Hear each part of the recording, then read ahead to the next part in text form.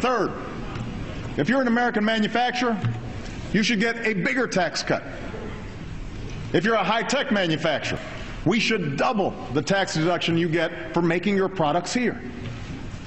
And if you want to relocate in a community that was hit hard when a factory left town, you should get help financing a new plant, equipment, or training for new workers. So my message is simple. It is time to stop rewarding businesses that ship jobs overseas and start rewarding companies that create jobs right here in America. Send me these tax reforms and I will sign them right away.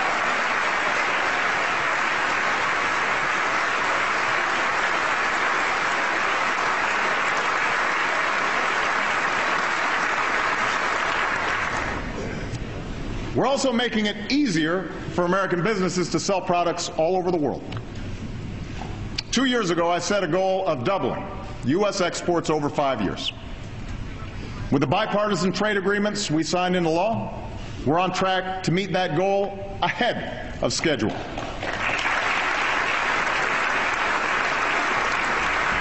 Soon there will be millions of new customers for American goods in Panama, Colombia, and South Korea. Soon there will be new cars on the streets of Seoul imported from Detroit and Toledo and Chicago.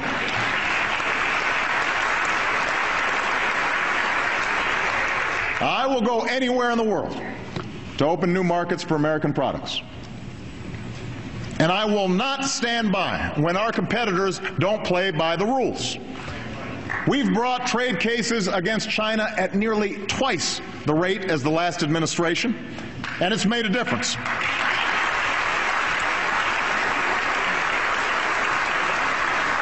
Over 1,000 Americans are working today because we stopped a surge in Chinese tires. But we need to do more. It's not right when another country lets our movies, music, and software be pirated. It's not fair when foreign manufacturers have a leg up on ours only because they're heavily subsidized. Tonight I'm announcing the creation of a trade enforcement unit that will be charged with investigating unfair trading practices in countries like China. There will be more inspections. There will be more inspections to prevent counterfeit or unsafe goods from crossing our borders. And this Congress should make sure that no foreign company has an advantage over American manufacturing when it comes to accessing financing or new markets like Russia. Our workers are the most productive on earth, and if the playing field is level, I promise you, America will always win.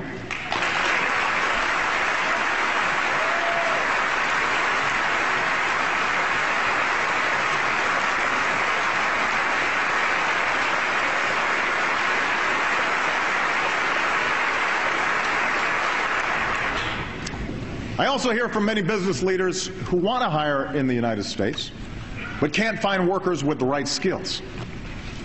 Growing industries in science and technology have twice as many openings as we have workers who can do the job. Think about that. Openings at a time when millions of Americans are looking for work. It's inexcusable, and we know how to fix it. Jackie Bray is a single mom from North Carolina who was laid off from her job as a mechanic. Then Siemens opened a gas turbine factory in Charlotte and formed a partnership with Central Piedmont Community College. The company helped the college design courses in laser and robotics training. It paid Jackie's tuition, then hired her to help operate their plant. I want every American looking for work to have the same opportunity as Jackie did.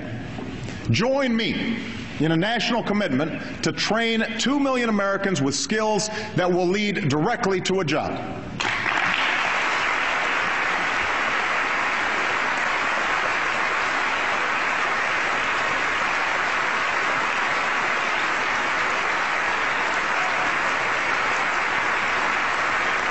My administration has already lined up more companies that want to help. Model partnerships between businesses like Siemens and community colleges in places like Charlotte and Orlando and Louisville are up and running. Now you need to give more community colleges the resources they need to become community career centers. Places that teach people skills that businesses are looking for right now, from data management to high-tech manufacturing. And I want to cut through the maze of confusing training programs so that from now on, people like Jackie have one program, one website, and one place to go for all the information and help that they need. It is time to turn our unemployment system into a re-employment system that puts people to work.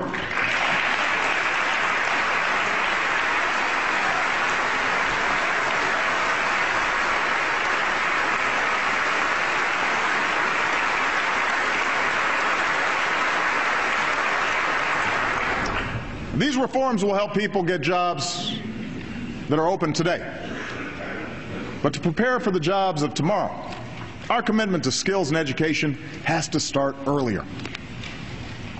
For less than 1% of what our nation spends on education each year, we've convinced nearly every state in the country to raise their standards for teaching and learning. The first time that's happened in a generation.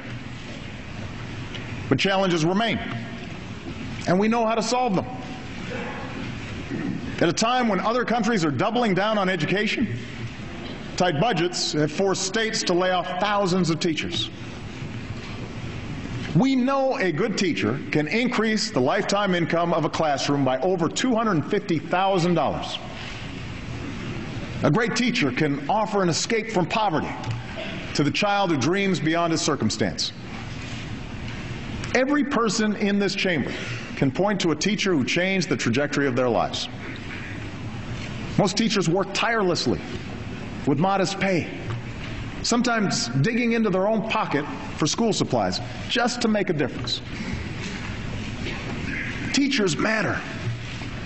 So instead of bashing them or defending the status quo, let's offer schools a deal. Give them the resources to keep good teachers on the job and reward the best ones.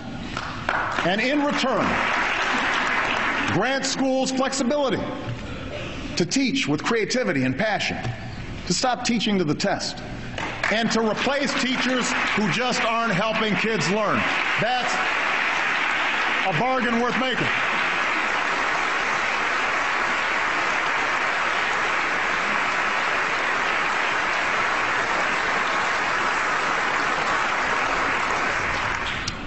We also know that when students don't walk away from their education, more of them walk the stage to get their diploma.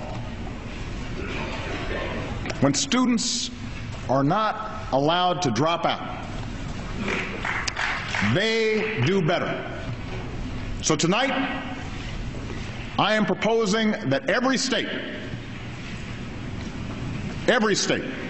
requires that all students stay in high school until they graduate or turn 18.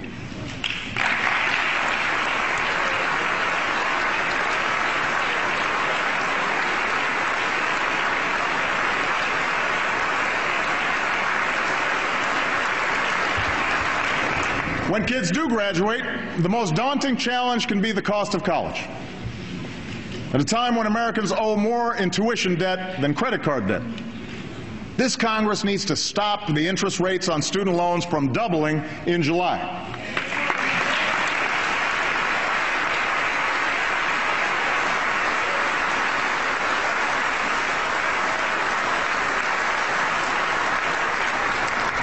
Extend the tuition tax credit we started that saves millions of middle-class families thousands of dollars. And give more young people the chance to earn their way through college by doubling the number of work-study jobs in the next 5 years.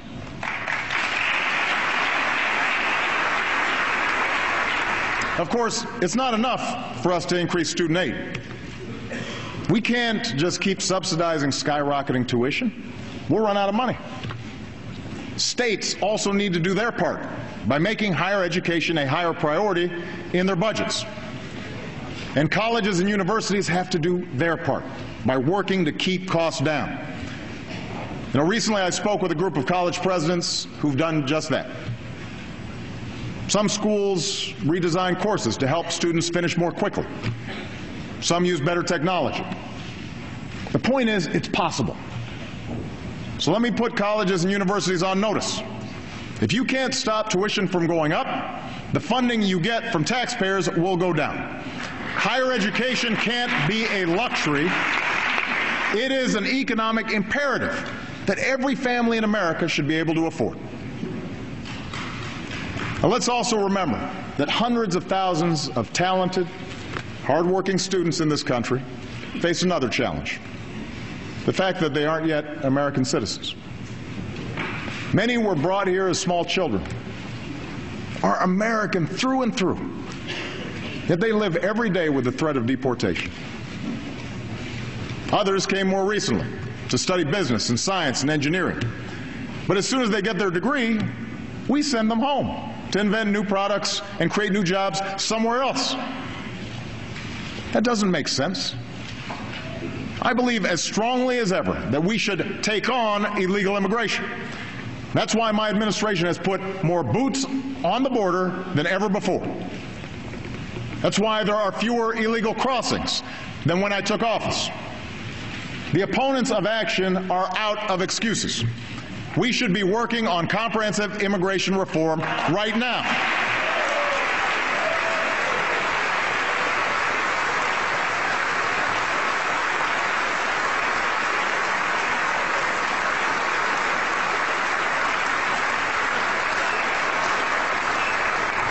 But if election year politics keeps Congress from acting on a comprehensive plan, let's at least agree to stop expelling responsible young people who want to staff our labs, start new businesses, defend this country. Send me a law that gives them the chance to earn their citizenship. I will sign it right away.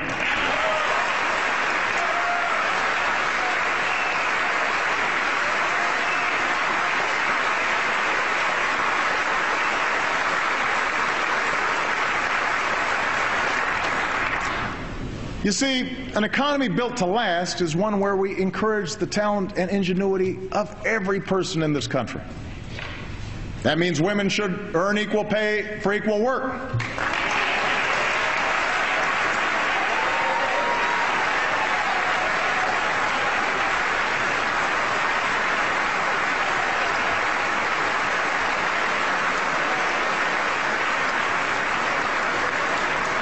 It means we should support everyone who's willing to work, and every risk taker and entrepreneur who aspires to become the next Steve Jobs.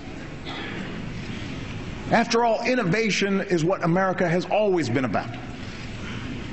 Most new jobs are created in startups and small businesses. So let's pass an agenda that helps them succeed. Tear down regulations that prevent aspiring entrepreneurs from getting the financing to grow. Expand tax relief to small businesses that are raising wages and creating good jobs. Both parties agree on these ideas. So put them in a bill and get it on my desk this year.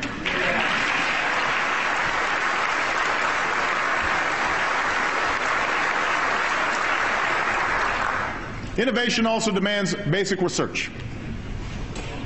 Today, the discoveries taking place in our federally financed labs and universities could lead to new treatments that kill cancer cells but leave healthy ones untouched.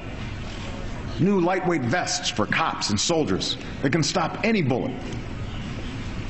Don't gut these investments in our budget. Don't let other countries win the race for the future. Support the same kind of research and innovation that led to the computer chip and the internet, to new American jobs and new American industries. And nowhere